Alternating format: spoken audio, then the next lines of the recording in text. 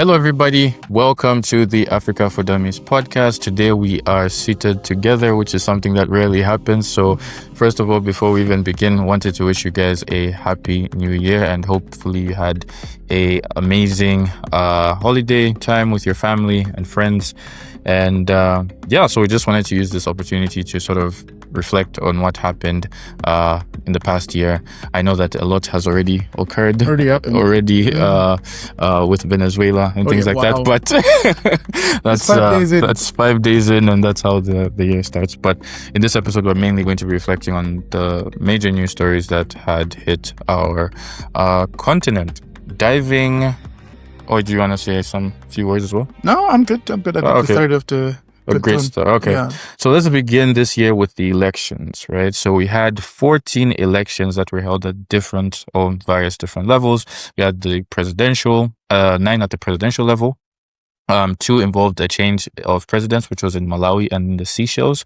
2 elections were postponed in Mali and Burkina Faso, and 1 election was annulled by the military in Guinea-Bissau. I don't know if there's anything you want to add to that.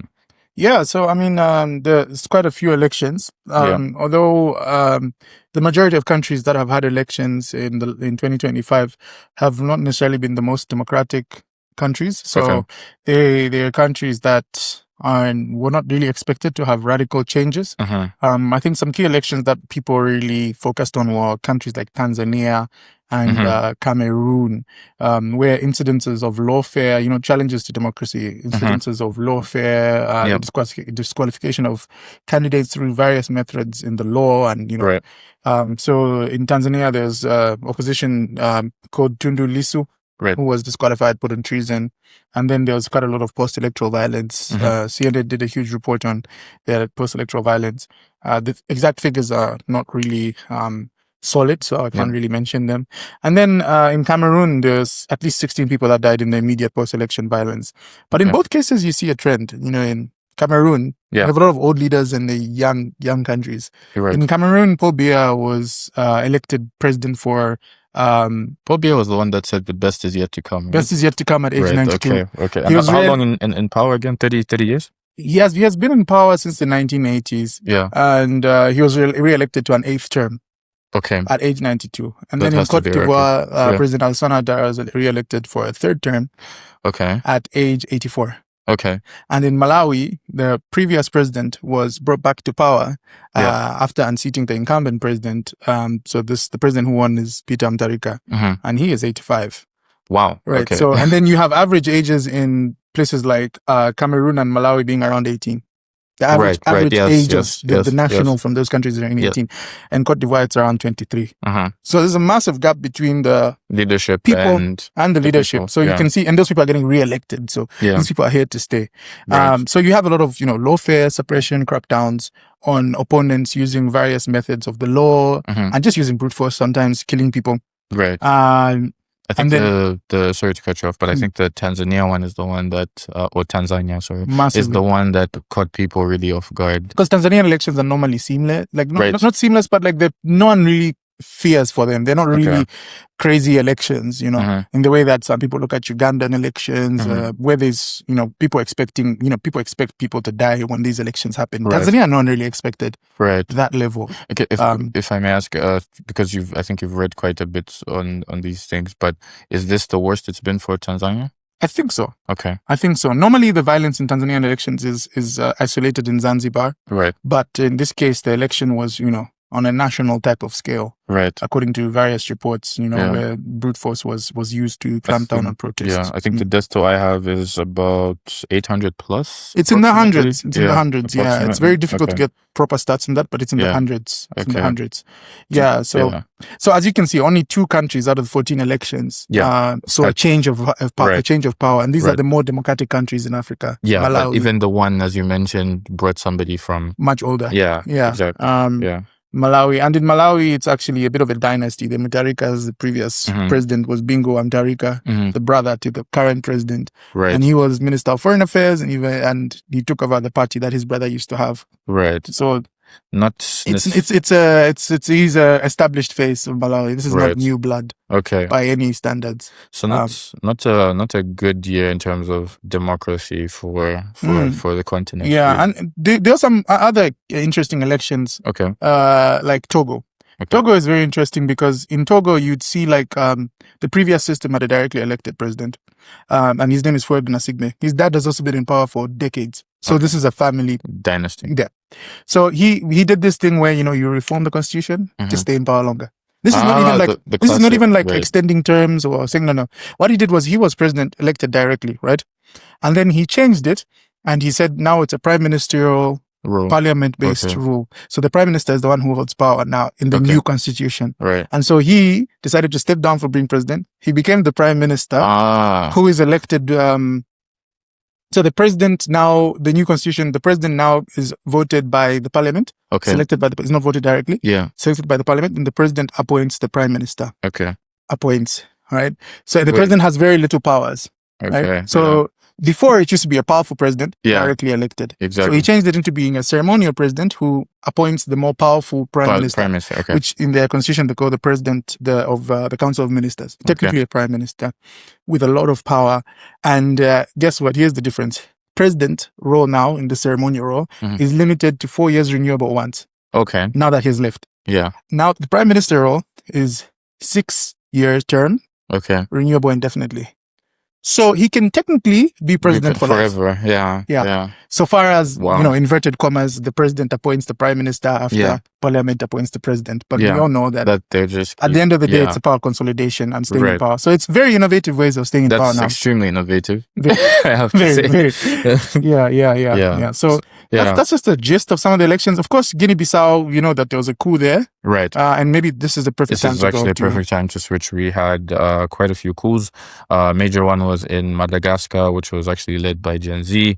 And we have done an episode on that. So if you want to know more about the situation that happened in Madagascar, please be sure to check out our video on Madagascar where we interviewed somebody who was in Madagascar during the Madagascan citizen, exactly, and expert. And so the military seized power and installed Michael, I think you're going to finish his last name, Randrian, as president. Ousted Andry Rajoelina, who fled to France. I thought it was Dubai.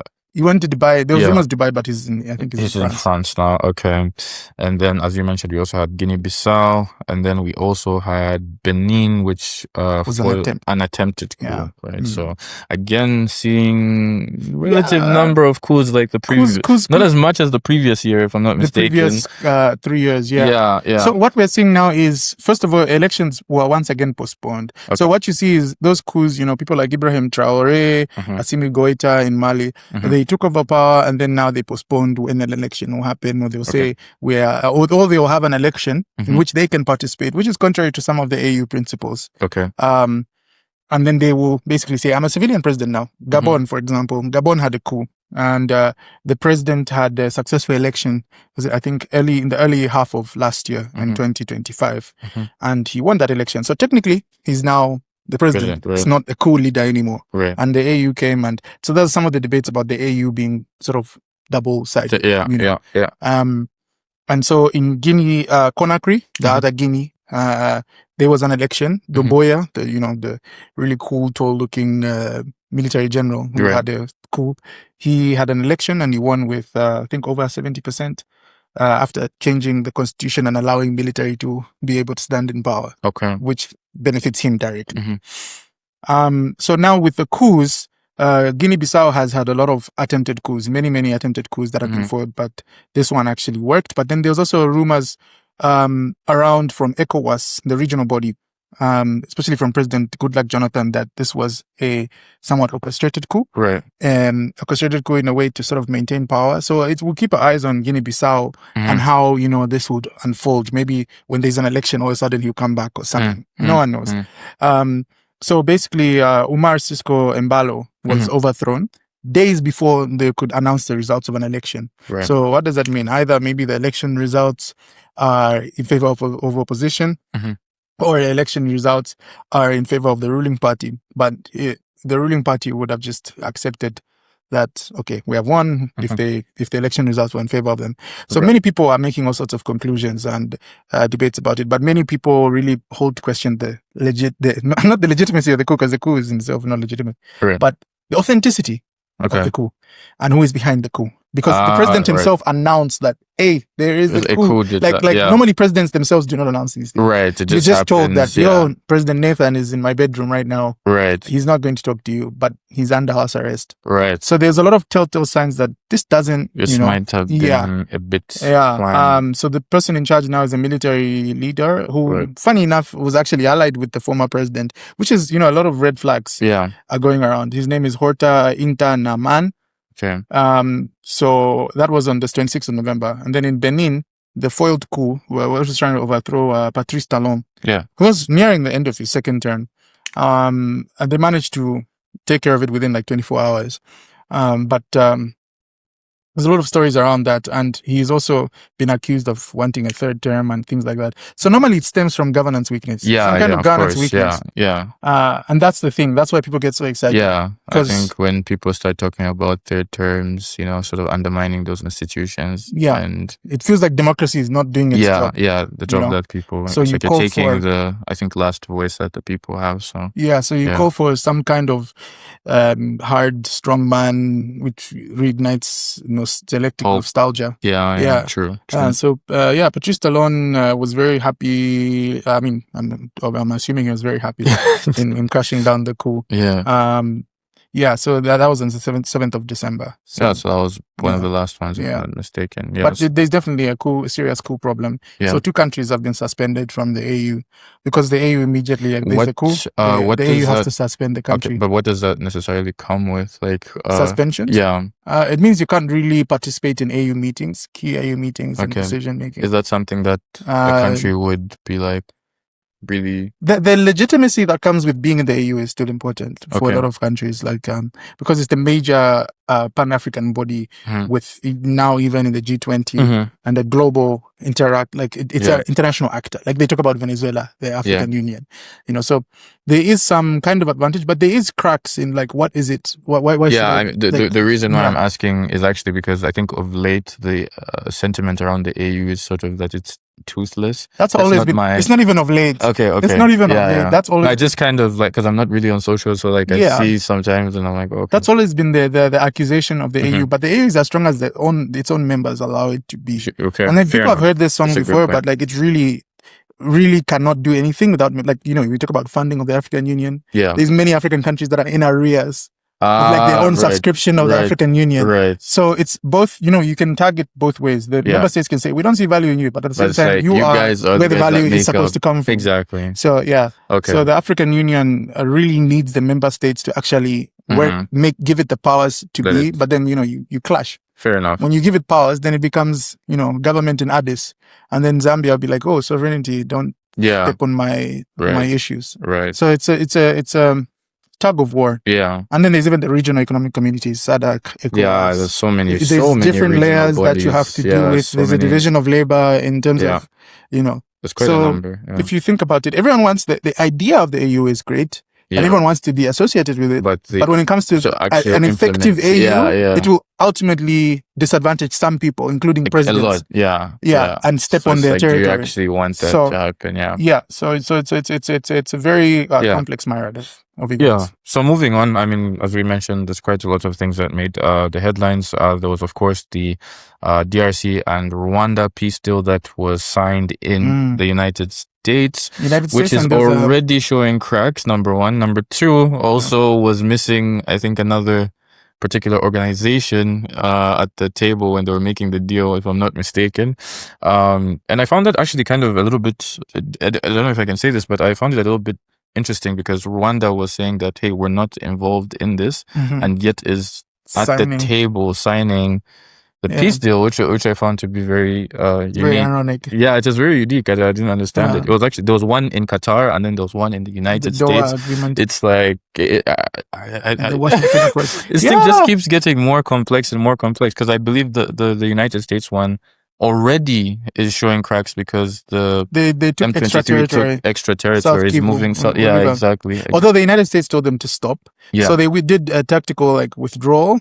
But, I mean, it just shows you how fragile the deal is. Yeah. You know, you brought all these presidents. Right. You brought people from, so, as you mentioned, that there was the African Union was on the, put on the back burner. Yeah. It was there, but it wasn't, given the prominence. Yeah. I mean, we have the SADC EAC, we have Angola, we have Angola he was leading the SADC side of the Rwanda process. We have Nairobi process. Qatar. Yeah. We have the US.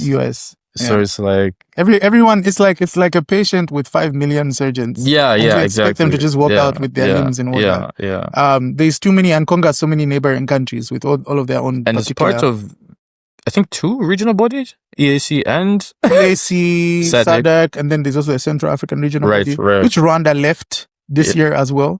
So yeah, they're part of a lot of bodies.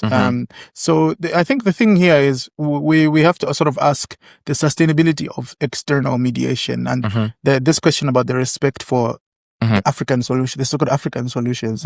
They were African solutions, but they were not respected. Yes, this year began, I think, with the intense exchange of fire. Was it this year or the year? In South Africa, in 2025. Right? That's a very good question. Yeah, that back and forth with Kagame and all of those people. I think it was 2025 January. Quite intense, heavily intense, and that was the beginning of the cracking of the sort of regional mechanisms that were there. Angola just like washed their hands and they were the AU champion for peace and reconciliation, and they were dealing with the DRC file. And they're like, this is just too much to handle.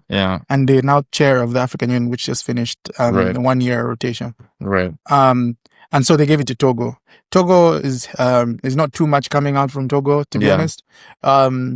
So you have a lot of so that's when sort of this reliance on an external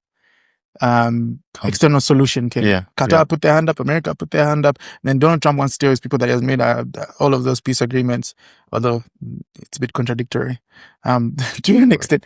But then on the ground, is there actually peace? No. The simple answer is no. There is no peace in Eastern Congo, despite all of those peace agreements and pronouncements. And Congo has seen DRC in 2025 has seen 7,516 people die. Wow. Just in 2025. And that's not even mentioning the displacement that's occurred. Displacement is massive. Yeah. And this is all around minerals. And I think a key thing that distinguishes US, the DRC, we did an episode once actually on this in the year. About 13 or 12 different peace agreements since 1990s. Yes. Yeah. And this one, the main distinguishing factor is the minerals. There is an explicit guarantee or an explicit interest in DRC minerals and American investors getting DRC minerals. It is very clear. Of course, because they're quite, if you look at you look at the countries that are actually involved, they do have an interest in, especially with this boom in AI, Donald Trump announcing that he wants, the United States to be the hub of AI, investing so much money. Obviously, there is that interest. Of course, the EU also wants to be a part of that. So there's so many. And I believe you're the one who told me how much is the net worth of the minerals that are 24 trillion 24 trillion in US dollars. The US GDP is in around 25 to 30 trillion dollars. Yeah. Or let's just be generous, 20 to 30 trillion dollars, because I don't know the exact number. Yeah. Yeah. So you can just imagine that. So it's neck and neck in terms of mineral value. Yeah, exactly. As the most powerful. But yet one of the most poorest countries. Yeah. So the DRC is a very exhausting case because I can imagine. Because look, the peace agreement in Washington, the Washington Accords clearly have its weaknesses. Yeah. Just days after, and the fact it was days after. The Washington Accords did not include M23. Exactly. That is dealt with differently with Qatar, and there is no particular clear message on how those two coordinate with each other. How exactly are they working exactly with each other? They do mention each other, but they don't give much detail as to how exactly they will work with each other. Right. The two different peace angles. Right. Because if I'm not in the Washington Accords, and you say something from Washington Accords that I didn't agree with in Doha, M23 is not involved, so and M23 likes to act like they're independent. Although people always make that M23 is a puppet of Rwanda and so on. But then again, you mentioned why was Rwanda there? It had nothing to do with Rwanda. Exactly. Rwanda's interest more so is in the FLDR, the people that are accused of being genocidaires. And that's where the offshoot was pro-Hutu extremist group. So that is their main concern. although Congo pushes back and says M23 is a bigger concern, and so on and so forth. So, it's very confusing. And yes, so that was that on the DRC situation. And then of course, the biggest one, and I think unfortunately the one that often flies under the radar for many people, is the Sudan Civil War. Right, this is a war that's been going on for, if I'm not mistaken, the last 2.5 years. It started in April of 2023. Approximately 150,000 people were killed in total, almost. Wow. 9.5 million people internally displaced. And about 4 million refugees in Egypt, Chad, and South Sudan. It is one of the deadliest conflicts in the world today. Yeah. Yeah, those are some brutal numbers. Yeah. 9 million people, that's half of Zambia. Exactly. That's way more than Botswana and Namibia combined. These are huge numbers. That's UAE as a country. And I think a sad thing is, during the conflict that was also going on between Israel and Palestine, it really flew under the radar. There's some organizations that have used satellite imagery to sort of show just how horrific and barbaric the situation really is. Yeah. And if I'm not mistaken, there doesn't seem to be any there's so many different positive all things that show that it's going to slow down. Yeah, there's so many different peace efforts regarding Sudan. There's a Jeddah process, and then there's an AU aspect. There's IGAD. IGAD is the regional economic community for the Horn of Africa area. So countries like Ethiopia, Somalia, Djibouti, Sudan, those countries are in IGAD. And there's always back and forth about how IGAD is not necessarily included, and it becomes these big players like Saudi Arabia, who sometimes are accused of even flaming the war itself. Sudan's government, well, the SAF-led government, the Sudanese Armed Forces, has taken UAE to the ICJ or ICC. ICJ for crimes of genocide in El Fasher. But I don't know the progress on that. But if we look at the military developments in 2025, in January, Sudanese Armed Forces captured Wad Madani and pushed RSF fighters out of Khartoum in central Sudan. So that was a big victory for them. But in May, Rapid Support Forces seized El Naud in West Kordofan, which is like somewhat on the southern edge of Sudan, if I have my geography correct. West Kordofan, so somewhere to the southern side of Sudan. And then in 2025, RSF launched a very brutal offensive that I think that everyone remembers, the El Fasher one in Darfur. It's a very key city in Darfur, and many, we're talking about probably in the hundreds, people just running and just shooting at them. And it was a very big siege, and it called for many, UN Security Council, UN African Peace and Security Council. But again, it's about whether or not there'll be real action taken. Will they send troops to Sudan? That's being talked about now. Is it now necessary for the UN to... And this is... The UN in a very long time has not created a peace support mission, like a new one. Yeah. So because of funding as well, funding from donor partners. So it's going to be interesting whether we see that to be that sort of trend of not creating new missions will stop, because right now the case in Sudan is extremely urgent.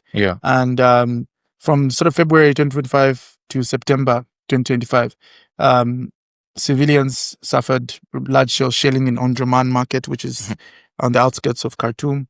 And the Al Jamia Mosque massacre also that was in El Fasher also. And as you mentioned, the humanitarian crisis.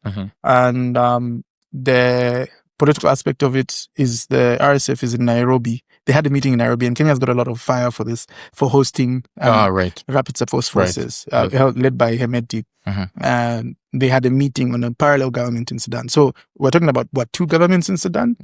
And there's no guarantee that allowing those two governments to exist will resolve any issues. Because there'll just be two new enemies that everyone recognizes. So it's going to be very interesting to see how that unfolds with regards to Sudan. And I think those were the two major ones, but I think you want to talk about Nigeria and the Sahel as well. Nigeria, maybe briefly. Nigeria is just suffering a serious chronic kidnapping situation. There's 300 girls from a Catholic school 2 months ago that were kidnapped. About 150 have been brought back. But the rest, I don't know, or at least I'm not updated on them yet. Yeah. And then there's also the issue of Trump. Of course, Trump launched a strike into... The debate about statistics of a Christian genocide. Is a Christian genocide actually happening, or a lot of Christians dying, along with a lot of Muslims dying? I mean, ACLED data is very strict in the way it does. It relates to religious-related killings, because for it to be religious-related killings, you have to be practicing or within a religious confinement. So if you are praying, if you are in a church, if you are in some kind of Bible study, then you're killed, then it's... Yeah. So many of the sources that have been cited from Trump and MAGA and so on are often from Christian think tanks that just calculate all Christians that died, which is a lot. Yeah. But then are they religious-related attacks? Because often it could be both of them. The massacres could be like, mixed numbers in terms of people. I mean, the truth is that it's a humanitarian crisis. Of course. Yeah. I think, I mean, from my assessment, I would say that, and this is my personal opinion, not anything like that, but I think it's a challenge. And by the way, I am biased because I am a Christian. So I just want to say that. But I think the definition is a bit challenging, especially when you look at I don't want to get into faith-based discussions here, but considering the whole, like, in Christianity, the church is the body, the temple of the Holy Spirit. So you don't necessarily have to be in a church necessarily to be. Yeah, but I mean, when you apply it, you have to find a way to apply it to every... Yeah, exactly. So I understand that when it comes to maybe trying to have that definition of saying, like, okay, this was a... religious-related death, then that makes it definitely easier. Yeah. You have to find a way that it applies to every single ethnic group, because what if it's Hindus? How do you do that? How do you relate to... If it's, the issue of Hindu nationalists killing Muslims in India. So it's not very easy complex, I think. Yeah, you have to be very strict with it. So it's always complex, less than what is there. I think the only negative side of, like, trying to make it really faith-based, that it completely ignores that it's not only Christians that are suffering. It reduces the notion, the complexity of it. Of course. Because it's, cattle herders, bandits, all of those things. Yeah. And so, as you said, there's a strike. Yeah. So in the Sahel, there's the terrorist attacks, Islamist state-linked terrorist attacks from groups known as, like, Jemin, primarily, that have taken large swaths. Is it Jemin or Janjaweed? No. Janjaweed is the former RSF group. Okay. Basically, what RSF used to be. Right, Janjaweed. Okay. And there was also an alleged genocide in Darfur in the 2000s that brought them to fame. Right. But in the Sahel, it's primarily Jenin, and which are IS, Islamic State linked. And they're taking large swaths of Burkina Faso, Mali, and causing serious insecurity in those areas. And sometimes it's spilling over now into places like Benin, northern Benin. So it's very chronic. Right. And that has actually led to some of the coups, because there's governance failure. Soldiers feel they're underpaid and they're on the front line. And so you find junior soldier ranks decide, hey, we're going to throw a coup because the president doesn't care about us. Right. But then are they succeeding, the soldiers? I don't know. It's very debatable. So, Yeah, so moving away from that, Africa was on the global stage. We had quite a number of conferences and summits, one of which was the Africa-Japan conference. Then we also had the G20 summit, very popular or famous or infamous one. We did an episode. 2020. We also did an episode on that. Then we had the EU-AU summit that happened in Rwanda, Angola. So I'll let you take that one away. Yeah, so there were quite a few summits, as you said. G20 is the most famous one. Yes. There was a huge boycott from the United States. Precisely. And there was a lot of war of words between South African president and So the relationship with South Africa has stemmed from the beginning of Trump's return. Yeah, South Africa has not seen the good side of Donald Trump. So from the genocide accusations regarding Gaza, and then the issue of the so-called conspiracy of a white genocide in South Africa. And America now takes over the G20. There's that issue of handing over. And South Africa is not invited. South Africa not being invited to the next one this year. That's now the United States is the president of the G20. Yeah. And it was a clear definition of, and EU actors, EU leaders were talking about this insistence on multilateralism over multipolarity. But certain things were agreed. Things like climate, UN reform, including Africa and the UN Security Council. Although that has not yet been defined, they're always in support, but the definition falls short, and it slows the process. Yeah, because Africa wants 2 seats at the UN Security Council, and African leaders present at the G20 were very strong about it. African Union is now also part of the G20. So this was the first G20 summit held in November 2025 in Africa on African soil. So it was a big achievement for South Africa, and they're allowed to have that moment despite the disruption from the gentleman in the White House. And EU-AU summit took place in Angola in November 2025 as well, in Rwanda. And this came at a time when Angola was celebrating its 50th year of independence, and also as a chairperson of the African Union, 1-year chairperson. That's not the chairperson, the CEO of the African Union. There's like a difference. So they discussed things from climate. The climate change summit was also happening in Brazil. There's so many summits happening in November for some reason. I don't know why. But there's climate change, AI, digital transformation, peace and security, UN reform again, and of course, Lobito Corridor. That's why it was in Angola as well. It's very appropriate. Massive infrastructure through the global gateway, billions and billions, hundreds of billions of dollars. And as you said, the AU wants a piece of Lobito Corridor. It pledged, how much? 2 billion? Around 2 billion in Zambia. There was an EU Business Forum in Zambia the same month, I think. And we did an episode of that and several other engagements that Zambia had in November. So, quite a lot. And then TICAD, of course, is regarding our Japanese relationship. Japan has come a bit later, but in terms of the automotive industry is massive in Africa, as you know, Toyotas and all those guys. Of course. And funny enough, you'd be interested to know that there's a lot of cultural anime is Japanese, right? Yeah. Yes. Cultural, gotta double check, cultural relations. The whole they were talking about youth relationship and people to people relations. And so that's a huge thing. I think they're probably aware of it. Even that's a huge thing in terms of soft power that Japan has. So there was something about the student exchange, but then it also showed the limitation. There's a lot of Africans who would love to go to Japan, many who are, anime fans, but at the same time, many people protested at the implication of African exchange students going to Japan. And they were like, "Oh, are they going to stay here? What's the big deal? What's the?" it met with a lot of backlash. Japan, just implying that there might be some kind of African exchange program was shut down, and so they had to withdraw on that suggestion or proposal. It wasn't even a clear proposal. It was just like, don't even think about it. Wow. It shows you the limitations. I think Japan also elected a very conservative leader. Conservative leader. Yeah. But it shows you the limitations of these things, despite commitment for $5.5 billion in investment in Africa. The cultural limitations of people to people is still strong. And there's still those prejudices of African people.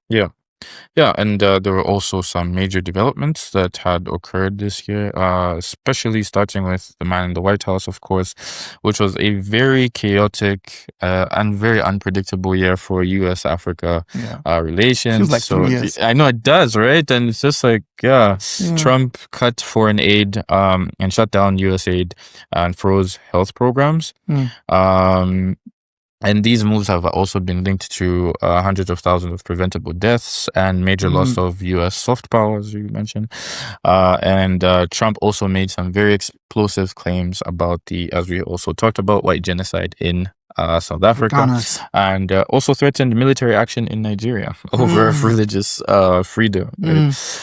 So now it's like, was that really a joke, or is he really going to he's done it in Venezuela. He's actually not bluffing, I guess. At the same time, the U.S. pushed hard on trade, energy, and critical minerals, especially in DRC, Angola, yours truly, Zambia, and the Lobito Corridor. Tariffs rattled African economy. The tariffs, of course. That was 2025. I know, right? Jesus. I know. The tariffs rattled the African economies. Some countries were hit with 30%. I think, which one had the highest one? Which was Lesotho. Lesotho, was it was so weird. Brutalized. Yeah. Then textile industry suffered. Yeah, the AGOA, which is the trade agreement between the United States and many African countries, expired, ending 25 years of preferential trade. But so AGOA is over. No, Congress moved to extend it by 3 years. Oh, good. But okay. Trump clearly doesn't not have in favor. Trump also imposed some travel bans and visa restrictions on over 20 African countries. If you're a Zambian, you will know that you need to pay north of $5,000 US. 5 to 15,000. Zambian and Malawi just to go and visit. Some countries have been outright banned. Really? Yeah, some countries have been outright banned, and they've met also reciprocations. Right. So countries like Mali reciprocated and said, "Oh, no, wait." I thought Mali reciprocated, then they were removed off the list, and then now Mali like. So after they were removed, then there's new restrictions. So Mali has reciprocated again. Yeah. So interest. We also mentioned the whole DRC Rwanda peace deal, and also had limited talks on Sudan without confronting the key backers of the war. So on average, U.S.-Africa relations can be summarized as less aid, less diplomacy, more pressure, more deals. Africa is forced to navigate a highly transactional and unpredictable Washington. And then even in Zambia, the latest thing about where you promise a certain volume of health aid, which has been the case every 5 years. It's always, renewed several billions. But this time the renewal came with pressure to access minerals. Right. So the U.S. is seeing that China has acquired a lot of sway in terms of ownership of mines and mineral rights. And I think Dambisa Moyo called China the monopoly. It's called it a monopsony. Okay. Where you are monopoly and monopsony, where you are the primary buyer and you are the primary seller, the owner. You know what I mean? So in DRC and Zambia, Chinese have a humongous presence in the copper and cobalt industry. So America is seeing this and saying, we're just giving Zambia money, but how come we don't have access to the aid? But at the same time, is $1.5 billion really worth even how much that in terms of mineral value? Not even close. Yeah. There's been a time when Zambia sold minerals for hundreds and millions of dollars, and they made $10 billion within the next 5 to 10 years. Yeah. So it's very important that whatever demand is, it's a fair type of deal, type of discussion. Because I think because Zambia already doesn't do much trade with the United States. It will be pretty foolhardy for us to agree that we'll give you mineral concessions of something that will be north of billions of dollars. I mean, this is a mine. This is not small things. Right. So Then moving on from the US, something very controversial. I think in my mind, this was extremely controversial. But Somaliland got recognition from Israel. So Israel became the first country to recognize Somaliland.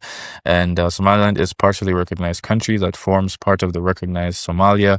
The AU, Egypt, Djibouti rejects this. What say you on that? I mean, that's pretty deep. I mean, that's especially considering it's coming from Israel, right? It's interesting because if you look back at Project 2025, which was this blueprint from the Heritage Foundation in the United States, a right-wing think tank that was basically preparing for the return of the Republicans, which is now Donald Trump. They included the recognition of Somaliland. May I ask why? It's because Somalia is considered to be sort of leaning towards China. And so taking a huge chunk of such a critical area in international trade, choke points like the Aden, Gulf of Aden, choke points like the Red Sea in its entirety, Suez Canal, that's all highly important. And then there's the Houthi rebels that are coming in from, Yemen supported by Iran. So having a critical, friendly ally, perhaps with a military base, although they deny this, Somaliland government deny this, the United States and right-wing members are seeing it as something they can push for. So it's very 50-50 as to whether the United States will eventually recognize Somaliland. It's plausible. I mean, it is actually plausible. I wouldn't pretend that it can't happen. Mogadishu is very upset, obviously. Of course. But then, it really changes regional dynamics if every country starts recognizing it, because Ethiopia wants access to the Red Sea. They tried 1 year ago to get access to the Red Sea through getting a port in Somaliland, like a full lease almost, like ownership, in its pursuit for Red Sea access. Recognizing Somaliland will really disrupt the Horn of Africa sort of dynamics. So countries like Egypt rejected it because of the implications. Because of the implications that it has with regards to its neighbors. Ethiopia has a pretty friendly relations with Somaliland. So Somalia had two, there's the Italian Somalia, which is the larger part of Somalia, which is Mogadishu. And then on the southern side, and then you have, maybe we can get a map for that. And then you have Somaliland, which was British.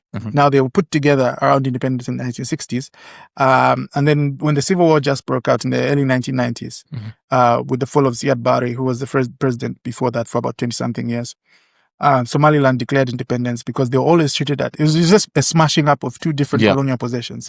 So they were always felt a bit different. Even though, funny enough, Somalis are just clan-based ethnically. They are all the same. It's almost unanimous ethnically, although it's the clans that rival each other. So they have had a more stable democratic track record than the rest of Somalia, which has been plagued with war, violence, and, failure to even have elections sometimes. So many people in the West also see it as more ammo for recognition.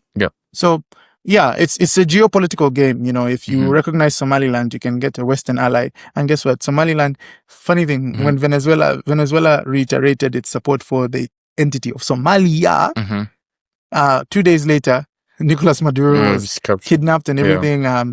And Somaliland, what do you say? Somaliland supported it. Wow. Somaliland was like, we accept the enforcement of law. Wow. We support America's position. Feels like the world is unraveling. So it's, it's like dog eat dog at this point. So, Somalia responded to Israel when Israel recognized, Somaliland, Somalia, Mogadishu. Responded to Israel.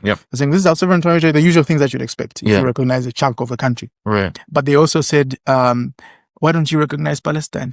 Oh, okay. Okay.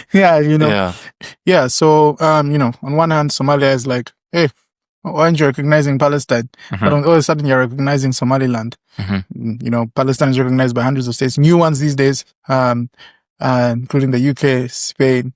But Somaliland is already recognized by Israel. And so, it might be sort of opening of gates for more countries to recognize Somaliland, but that will massively change the geopolitics of the Horn of Africa. Right. And, just to also touch on the other major developments, Africa's largest dam was inaugurated in Ethiopia. The GERD, I believe. GERD. It's the Grand Ethiopian Renaissance Dam. Exactly. Thank you very much. Funded entirely by the local resources. And, of course, there was tension with Egypt over the now water sharing. There was also fresh faces leading the Africa's powerhouses, the AU and the AFDB, Africa Development Bank. The AU elected Mahmoud Ali Youssef from Djibouti as the chairperson of the African Union Commission for 4 years, with Selma Malik Hadidi from Algeria as deputy. Additionally, Sidi Ould Tah from Mauritius was elected president of the African Development Bank. So those are some of the other major developments that had occurred. Unfortunately, we lost quite a number of people, many African figures, starting, of course, with Kenya's Raila Odinga, who was Kenya's largest opposition, if I can say that, opposition. Perennial opposition. Leader. Yeah, exactly. He passed on this year. We had also the former president of Zambia, President Edgar Chagwa Lungu. We did an episode on that. We also did an episode of that. Fun fact, he isn't buried He's yet. not buried. It's still a dispute. The family. Exactly. And the president of Zambia. That's another figure that's passed on. Libyan army chiefs were killed in an air crash incident in Turkey. Sam Nujoma from Namibia was a liberation fighter and the first president of Namibia. Nigeria's former president, Muhammad Buhari, also passed on. Nguewa Thiong'o, Kenyan African literary novelist, also passed on. And David Mabuza, a former deputy president of South Africa. So quite a number of figures that we have lost. So I don't know if there's anything else that I'm missing for the past year. Yeah, no, not really. I think all of the key things have been taken account of. Well, I think we've covered all the politics. We've kind of at least decoded the politics of Africa in 2025. I think if we talk about upcoming things, there's Uganda's election. Right. That's this month, right? This month, I think January 15th. Next week. Obviously, you have Yoweri Museveni, who has been in there since 1986, seeking re-election under the banner of, I think, protecting the gains. Protecting the gains. The gains, yes, yeah. Yes. And there's Bobby Wine, who this is not his first rodeo. Of course. I think it's his second. Yeah. Who is also leading a very strong sort of youthful-centric campaign. But many people are debating whether or not he'll be able to take his voter base and expand it towards the rural areas as well, because it seems he's very strong in urban areas. Yeah. But he's not able to grasp the whole of Uganda. Right. So, but I think a lot of people are also expecting that this election will be quite difficult because the UN bodies, like the Human Rights Group, has talked about arrests, has talked about suppression. So it'll be interesting, but hopefully it won't be as deadly as the previous election. Correct. Yeah. So that and many other things that will be coming up this year in Africa, please stay tuned to our channel, like, share, and subscribe, for it helps us. Thank you so much for all the subscription, likes, and comments. So follow us on all platforms, and see you guys on the next one. What did they do? The thing.